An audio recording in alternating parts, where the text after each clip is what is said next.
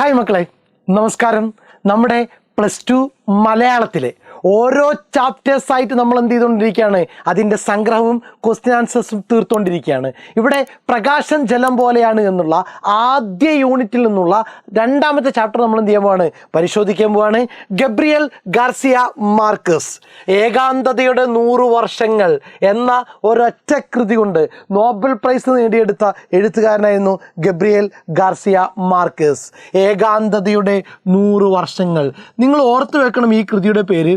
Objective type ക്വസ്റ്റ്യൻസിൽ എന്ത് ചെയ്യും, ഇങ്ങനൊരു സാധനം കടന്നു വരാം. ഇദ്ദേഹത്തിൻ്റെ കൃതിയുടെ പേര് തരും, ഏകാന്തതയുടെ 100 വർഷങ്ങൾ.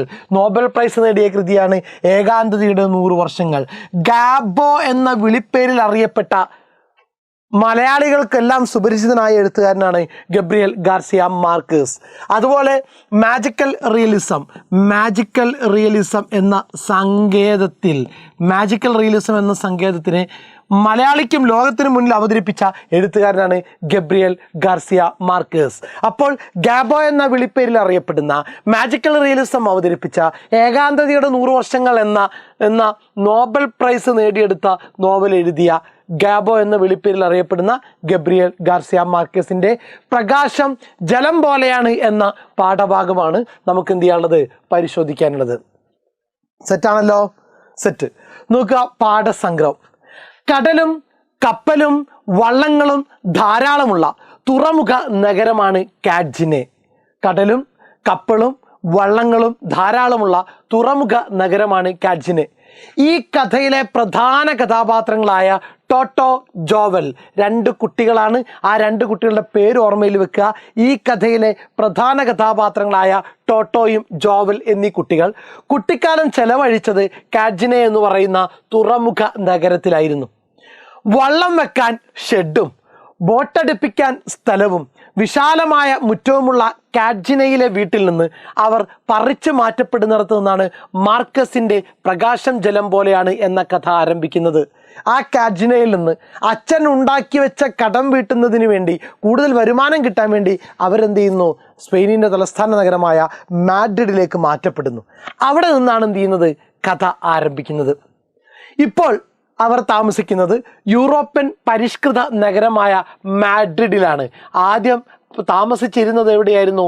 കാഡ്ജിനെ എന്ന് പറയുന്ന തുറമുഖ പട്ടണത്തിലായിരുന്നു. കാഡ്ജിനെ, മാഡ്രിഡ്. ഇപ്പോൾ അവർ യൂറോപ്യൻ പരിഷ്കൃത നഗരമായ മാഡ്രിഡിലാണ് താമസിക്കുന്നത്. ഒരു വലിയ ഫ്ലാറ്റ് സമുച്ചയത്തിലെ 5ാം നിലയിലെ അപ്പാർട്ട്മെൻറ്റിൽ അച്ഛനമ്മമാർക്കൊപ്പം കഴിയുന്നു അവർ. ഏതാണ്? ഒരു ഫ്ലാറ്റിലാണ് എന്ത് ചെയ്യുന്നത്, ഇപ്പം താമസിക്കുന്നത്. കടൽമുറ്റത്തിൻ്റെ വിശാല വിസ്തൃതിയിൽ നിന്നും ഫ്ലാറ്റിൻ്റെ കൃത്യചതുരത്തിലേക്കും നിശ്ചലതയിലേക്കും കുട്ടികൾ എത്തിച്ചേർന്നിരിക്കുന്നു.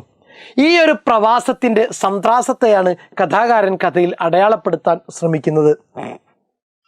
ഫ്ലാറ്റിലെത്തിയ പാടെ അവർ മാതാപിതാക്കളോട് ആവശ്യപ്പെടുന്നത് ഒരു തുഴവള്ളം വേണമെന്നാണ്.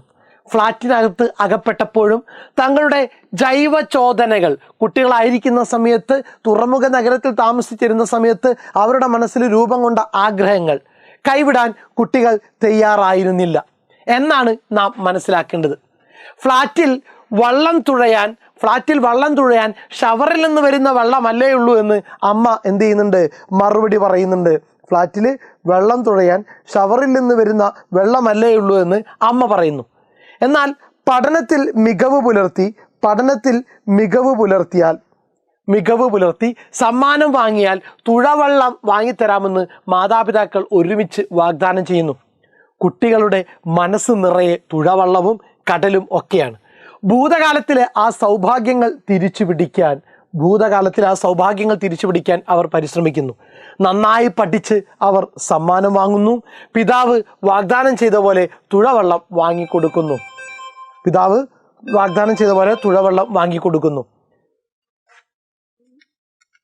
ഫ്ലാറ്റിലെ കാർ ഷെഡിലാണ് തുഴവള്ളം കൊണ്ടുവച്ചത്. പിന്നീട് കൂട്ടുകാരുടെ സഹായത്തോടെ 5ാം നിലയിലെ അപ്പാർട്ട്മെൻറ്റിലെ മുറിയിലേക്ക് വള്ളത്തെ വലിച്ചവർ കയറ്റി. ഒരു കവിതയെക്കുറിച്ചുള്ള ചർച്ചയ്ക്കിടയിലാണ് സ്വിച്ചിൽ തൊട്ടാൽ പ്രകാശം വരുന്നത് എങ്ങനെയെന്ന് അച്ഛനോട് ചോദിക്കുന്നു ടോട്ടോ. ടാപ്പ് തുറന്നാൽ ജലമൊഴുകുന്നത് പോലെ സ്വിച്ചിൽ തൊട്ടാൽ പ്രകാശം ഒഴുകുമെന്നൊരു ഭാവന അയാൾ അവതരിപ്പിക്കുന്നു. പ്രകാശം ജലം പോലെയാണ് എന്നാണ് അച്ഛൻ നൽകിയ വിശദീകരണം. ഇവിടെ മുതലാണ് കഥയുടെ ആരംഭത്തിൽ മാജിക്കൽ റിയലിസം എന്ന രചനാ സങ്കേതത്തെ മാർക്കേസ് പ്രയോജനപ്പെടുത്തുന്നത്. അച്ഛനല്ല, ആഖ്യാതാവ് തന്നെയാണ് കഥയിൽ പ്രത്യക്ഷപ്പെട്ട് ടോട്ടോയുടെ മനസ്സിനെ മാന്ത്രികതയിലേക്ക് നയിക്കുന്നത് എന്ന വായനയും ഇവിടെ സാധ്യമാണ്. പ്രകാശമുള്ള ഒരു വിളക്ക് കുട്ടികൾ പൊട്ടിക്കുന്നു. സ്വർണപ്രകാശം മുറിയാകെ ഒഴുകി പ്രകാശജലത്തിൽ കുട്ടികൾ വള്ളം തുഴയുന്നതായി ചിത്രീകരിച്ചിരിക്കുന്നു. തങ്ങൾക്ക് നഷ്ടപ്പെട്ടു പോയ പ്രകൃതിയെ വീണ്ടെടുക്കുകയാണ് ഇവിടെ കുട്ടികൾ. യഥാർത്ഥത്തിൽ മാഡ്രിഡിനെ കാഡ്ജിനെയാക്കി മാറ്റുകയാണ് അവർ അവരുടെ ചിന്തയിലൂടെ. സെറ്റ്. മാജിക്കൽ റിയലിസം എന്ന് പറഞ്ഞു കഴിഞ്ഞാൽ മാന്ത്രിക യാഥാർത്ഥ്യം. മാജിക്കൽ റിയലിസം ഒരിക്കലും നടക്കില്ല എന്ന് നമുക്ക് ഉറപ്പുള്ള ഒരു കാര്യം, നടന്നതായിട്ട് കഥയിൽ എന്ത് ചെയ്യുക, കൊണ്ടുവരുന്നതിനെയാണ് മാജിക്കൽ റിയലിസം അല്ലെങ്കിൽ മാന്ത്രിക യാഥാർത്ഥ്യം എന്നതുകൊണ്ട് ഉദ്ദേശിക്കുന്നത്. സെറ്റാണല്ലോ. നോക്കുക, പ്രകാശം ജലം പോലെയാണ്, ടാപ്പ് തുറന്നാൽ മതി കുതിച്ചൊഴുകും. ഈ വാക്യത്തിന് കഥയിലുള്ള പ്രാധാന്യം എന്താണ്? പ്രകാശം ജലം പോലെയാണ്, ടാപ്പ് തുറന്നാൽ മതി കുതിച്ചൊഴുകും. ഈ വാക്യത്തിന് കഥയിലുള്ള പ്രാധാന്യം എന്താണ്? മാന്ത്രിക യാഥാർത്ഥ്യത്തിൻ്റെ വശ്യ സൗന്ദര്യം കൊണ്ട് ലോകത്തെ വിസ്മയിപ്പിച്ച മാർക്കസിൻ്റെ പ്രകാശം ജലം പോലെയാണ് എന്ന കഥയെ മാന്ത്രിക അന്തരീക്ഷത്തിലേക്ക് നയിക്കുന്നത് ഈ വാക്യമാണ്. മാന്ത്രിക യാഥാർത്ഥ്യത്തിൻ്റെ വശ്യ സൗന്ദര്യം കൊണ്ട് ലോകത്തെ വിസ്മയിപ്പിച്ച മാർക്കസിൻ്റെ പ്രകാശം ജലം പോലെയാണ് എന്ന കഥയെ മാന്ത്രിക അന്തരീക്ഷത്തിലേക്ക് നയിക്കുന്നത് ഈ വാക്യമാണ്. ഏത് വാക്യം? പ്രകാശം ഏതുപോലെയാണ്? ജലം പോലെയാണ്, ടാപ്പ് തുറന്നാൽ മതി കുതിച്ചൊഴുകും. ഒരു ചർച്ചക്കിടയിൽ കഥ പറയുന്ന ആൾ ആരോ, ഇനി ടോട്ടോയുടെ അച്ഛനാവട്ടെ എന്താവട്ടെ, ടോട്ടോയോട് പറഞ്ഞ ഈ വാക്യം കുട്ടികൾക്ക് ഭാവനാ ലോകത്തിൻ്റെ കവാടം തുറന്നു കൊടുക്കുന്നു. കാഡ്ജിനയിൽ നിന്ന് പലായനം ചെയ്തപ്പോൾ കുട്ടികൾക്ക് നഷ്ടമായ ബാല്യ സൗഭാഗ്യങ്ങൾ അവർ മാഡ്രിഡിൽ പുനഃസൃഷ്ടിക്കുന്നു. ടാപ്പിൽ നിന്ന് വരുന്ന വെള്ളം മാത്രമുള്ള കുടിസ് ഫ്ലാറ്റിനുള്ളിൽ പ്രകാശ ജലാശയം സൃഷ്ടിച്ച് അതിൽ വള്ളം തുഴഞ്ഞ് രസിക്കാനും മുങ്ങിത്തപ്പാനും ബോട്ടപകടം സൃഷ്ടിക്കാനും കുട്ടികളെ പ്രാപ്തരാക്കുന്നത് ആഖ്യാതാവിൻ്റെ ഈ ഒരൊറ്റ പരാമർശം കുട്ടികൾക്ക് മുന്നിൽ തുറന്നിട്ട ഭാവനയുടെ സാധ്യതകളാണ്. സെറ്റാണല്ലോ. ദെൻ നെക്സ്റ്റ്, കാഡ്ജിനെ, മാഡ്രിഡ് എന്നീ സ്ഥലങ്ങൾക്ക് പ്രകാശം ജലം പോലെയാണ് എന്ന കഥയിലുള്ള പ്രാധാന്യം എന്താണ്? കാഡ്ജിനെ, മാഡ്രിഡ് എന്നീ സ്ഥലങ്ങൾക്ക് പ്രകാശം ജലം പോലെയാണ് എന്ന കഥക്കകത്തുള്ള പ്രാധാന്യം എന്താണ്? നോക്കുക, മാർക്കസിൻ്റെ പ്രകാശം ജലം പോലെയാണ് എന്ന കഥയിലെ ടോട്ടോ, ജോവൽ എന്നീ എലിമെൻ്ററി സ്കൂൾ കുട്ടികളുടെ ജന്മദേശമാണ് കാഡ്ജിനെ. മാർക്കസിൻ്റെ പ്രകാശം ജലം പോലെയാണ് എന്ന കഥയിലെ ടോട്ടോ, ജോവൽ എന്നീ എലിമെൻ്ററി സ്കൂൾ കുട്ടികളുടെ ജന്മദേശമാണ് കാഡ്ജിനെ. അത് കൊളംബിയയിലെ ഒരു തുറമുഖ പട്ടണമാണ്. കടലും കടൽ തീരവും വള്ളവും ധാരാളം കളിയിടങ്ങളുമുള്ള കാഡ്ജിനയിൽ ഉല്ലാസഭരിതമായ ജീവിതമാണ് അവർ നയിച്ചത്. കടലും കടൽ തീരവും വള്ളവും ധാരാളം കളിയിടങ്ങളുമുള്ള കാഡ്ജിനയിൽ ഉല്ലാസഭരിതമായ ജീവിതമാണ് അവർ നയിച്ചത്. അച്ഛൻ ചൂത് കളിച്ചുണ്ടായ കടം വീട്ടുക എന്ന ലക്ഷ്യത്തോടെയാണ് ആ കുടുംബം സ്പെയിനിലെ പരിഷ്കൃത നഗരമായ മാഡ്രിഡിലേക്ക് കുടിയേറിയത്. അച്ഛൻ ചൂത് കളിച്ചുണ്ടായ കടം വീട്ടുക എന്ന ലക്ഷ്യത്തോടെയാണ് ആ കുടുംബം സ്പെയിനിലെ പരിഷ്കൃത നഗരമായ മാഡ്രിഡിലേക്ക് കുടിയേറിയത്. കടലും കളിയിടങ്ങളുമുള്ള കാഡ്ജിനയിൽ നിന്ന് നദിയോ മറ്റ് ജലാശയങ്ങളോ ഇല്ലാത്ത പൊള്ളുന്ന വേനലുള്ള മാഡ്രിഡിലെ കുടിസ് ഫ്ലാറ്റിലേക്ക് ഒതുങ്ങിക്കൂടേണ്ടി വന്ന ടോട്ടോവും ജോവലും അനുഭവിക്കുന്ന ആത്മസംഘർഷവും അത് മറികടക്കാൻ അവർ നടത്തുന്ന ഭാവനാ സഞ്ചാരവുമാണ് ഈ കഥയുടെ മുഖ്യ പ്രമേയം.